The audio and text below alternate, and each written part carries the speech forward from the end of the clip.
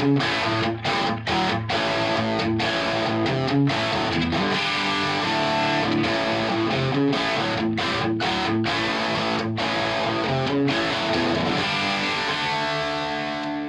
Fender pickups will eventually die. They all have a death sentence, and since I happen to have one out here, let me see if I can show you why.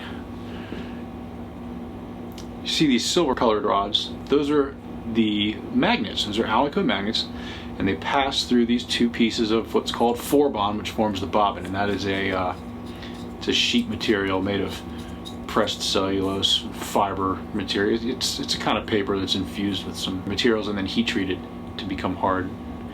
And it's an electrical insulator, sorry. The coil is wound directly around those magnets with the exception of a thin layer of lacquer. Remember I was talking about how those bobbins were lacquer dipped. Well, if you look on here, if I move out of the way so it focuses, you'll probably see a line right about there, because this was dipped into container of lacquer as such, so that all of these magnets were covered but the eyelets weren't. So that's why you see that line across on Fender pickups, and they hung it up to dry. Now that lacquer on those magnets is weak. It's the same stuff that's on the guitars. So you you see your guitars finish. Can you see it on here? How that cracks and checks. I don't know if that's going to show up. Maybe if I show you the headstock, I'll show it better. Can you see how it's cracked and checked on there? At those, they look like white lines almost. That's because the lacquer is very brittle. And as the wood expands and contracts, it stretches the lacquer to the point where it can't stretch any farther as quickly, and the lacquer cracks. Now the same lacquer is put on here, and it's very brittle.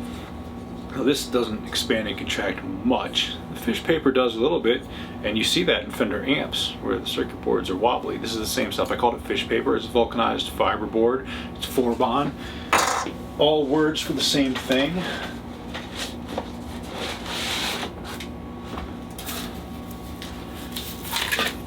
Here's some sheets of it that my bobbins have been cut out of. You know, it's like a sheet material. And it can absorb a little bit of moisture. But the lacquer that's on those magnets is weak, and it cracks, and it fails over time. And the insulation on the actual coil wire is kind of the same thing. It's an enamel insulation on the wire they used back then, which is very similar to a lacquer or a shellac type of material. And it also will crack and split, and especially at the point where it takes a sharp turn around the edges of this bobbin as the bobbin turns on the machine. Okay, so if you're a Fender and this is the machine, it would mount that way back in the day, and it would turn that way, and the wire would be wound around. And as that wire takes those sharp turns, it weakens the insulation the most at that point. And so on Fender pickups, where's my little pointer stick? Where you see them fail the most is the coil wires right up against the outside E-poles. Come on, focus, focus, focus, can you focus? Right up against the two outside E-poles. Alright, it doesn't want to focus. And then also up against the eyelets. That's where two metals meet. So the lacquer insulation is weakened. The lacquer that the bobbin is dipped in before the coil is wound is weak to begin with, and over time temperature changes, cracks and fails too. And then you have these magnets, which are basically iron. They're Alnico, but the primary element in these is iron, and the copper wire.